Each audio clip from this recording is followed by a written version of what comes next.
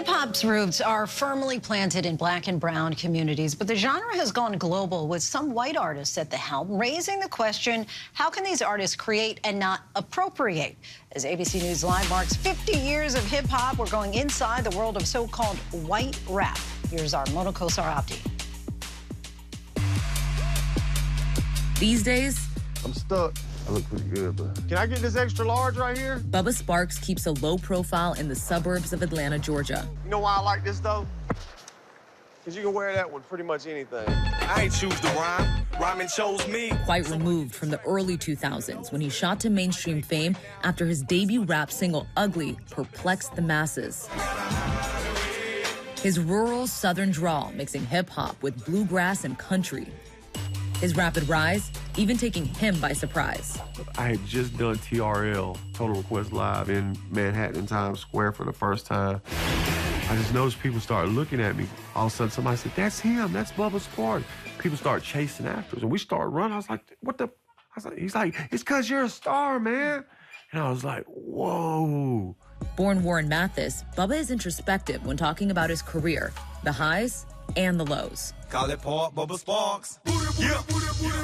Particularly his hit 2006 single that would reach the Billboard Top 10, the club staple, Miss New Booty, from his album, The Charm.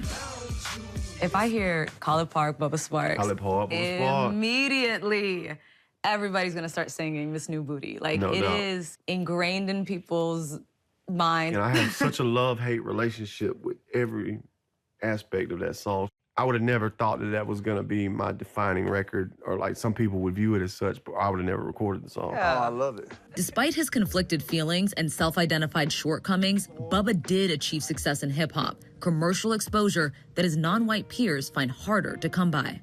Do you think it was easier for you because you're white? In some ways more difficult. This is the way I always say it.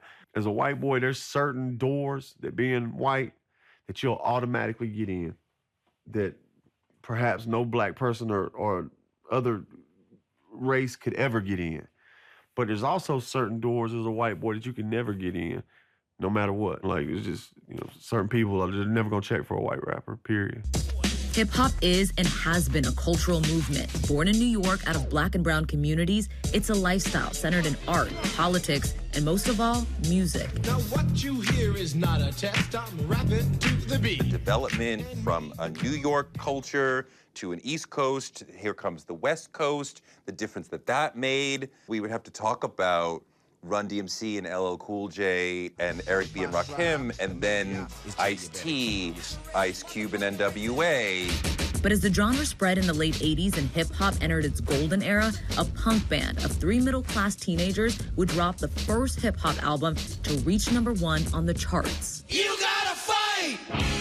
The Beastie Boys burst onto the scene, releasing License to Ill in 1986, a mainstream success that would eventually become certified diamond.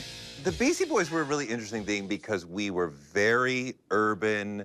It was very black. They were Lower East Side, New York, born and bred, but punk kids who liked hip-hop, right? And there is a sonic relationship between punk and hip-hop. And for a lot of people, the Beastie Boys are a gateway drug. They brought a lot of white fans in who love the Beasties and then become genuine fans of other artists. By the 90s, hip-hop had transcended its epicenter with hubs in the West Coast and the Deep South. All right, stop, collaborate and listen. But one particular rapper would scale the charts, making hip-hop history with the first song in the genre to top the Billboard Hot 100, Vanilla Ice. Vanilla Ice, real name Robert Van Winkle, was a commercial success. To rap purists, he was a white artist appropriating a culture and black art form, often touting his street-adjacent upbringing. It was clearly a pop music play rather than trying. The Beastie Boys seemed to be wanting to be part of hip-hop culture and the hip-hop community. Vanilla Ice was clearly not. Well, since age 12... Fast forward to the rise of Eminem, who dominated the charts, eventually becoming the best-selling rapper of all time. His career beginning with My Name Is. My name is... My name is... What? My name is... Slim Shady. Eminem's an interesting case because he is extraordinarily talented as an MC. He cares deeply about the culture. At the same time, he definitely enters with a pop mindset. With his signature bleach blonde hair, baggy white t-shirts, and self-deprecating lyrics, Eminem was an anomaly.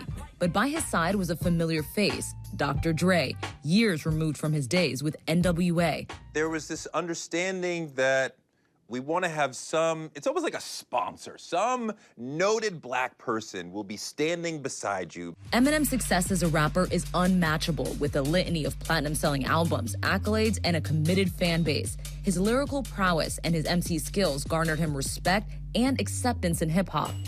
Yet many point out that it is impossible to separate the Detroit-born rapper's immense fame and accomplishments from his race. There's no doubt that him being white contributed largely to his success. It was a factor.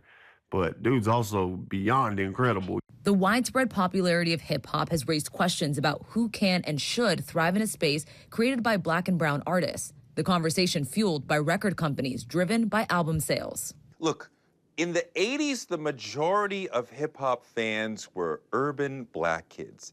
In the early 90s, it starts to shift and it becomes suburban white boys.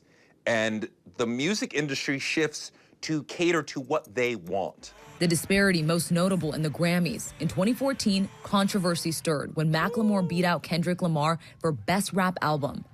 Macklemore then texting Kendrick post-show, "You got robbed, I wanted you to win." The Grammys is dominated by white voters, especially white voters who love rock and roll and, to a certain extent, pop music. It has been 20 years since a act of modern hip hop or R&B has won the Album of the Year Grammy. There's a privilege that I'm very aware of, as a white man in America, period. At the end of the day, doing things with true intention and for the right reasons, with integrity, is the place I come from. Oakland native G-Eazy was just 13 when he began writing his first rhymes. Growing up in the Bay Area, it's a very unique, special place culturally with a lot of history. But, hip-hop was just the culture I was surrounded by, what I was immersed in and grew up in. Coming to age at the height of the Bay Area's hyphy movement. Who were some of the rappers that you aspired to be, but also just grew up on their music? Yeah, the Bay has a long lineage of, pioneers and icons like that, growing up on 40, growing up on Too Short, growing up on Mac Dre, Keek the Sneak, Mr. Fab. G-Eazy, who doesn't mind going by his birth name Gerald or simply G, says his rise to fame was a long road.